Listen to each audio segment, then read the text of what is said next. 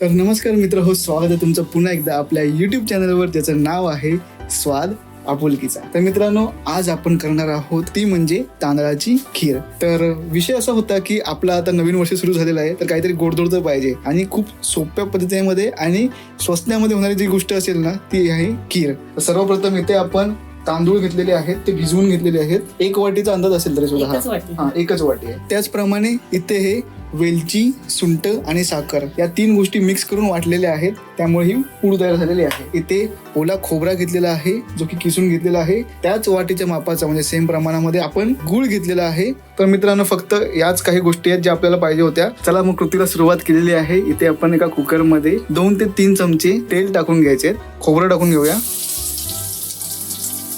त्यानंतर आपण त्यामध्ये तो तांदूळ घेतला होता धुवून, तो सुद्धा टाकून घेऊया. आता आपण यामध्ये गूळ टाकून घेऊया.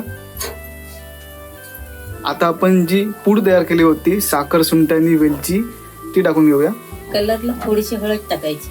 ओके, सगळं मिक्स करून घेऊया. सिंपल आहे एकदम. तर थोडंसं यामध्ये आपण पाणी टाकून घेतोय. पाणी टाकायचं, शिजायला पाहिजे. तर यामध्ये आपण 2 ग्लास पाणी टाकलेलं आहे. तर इथे आपण सर्व गोष्टी तयार केलेल्या आहेत, म्हणजे सर्व जे सामग्री होती ते आपण टाकली. त्यावरती आपण 2 ते 2.5 ग्लास पाणी टाकलं आणि आता आपण याला झाकण लावत आहोत. आणि आता फक्त 4 शिट्या येण्याची वाट बघायची. 4 शिट्या आल्या की तुम्हाला गॅस बंद करून टाकायचा. तर फ्रेंड्स, अशा प्रकारे आपली जी खीर आहे ती फायनली तयार झालेली आहे आणि आपण डिश मध्ये त्याला सर्व करून घेतलेलं आहे.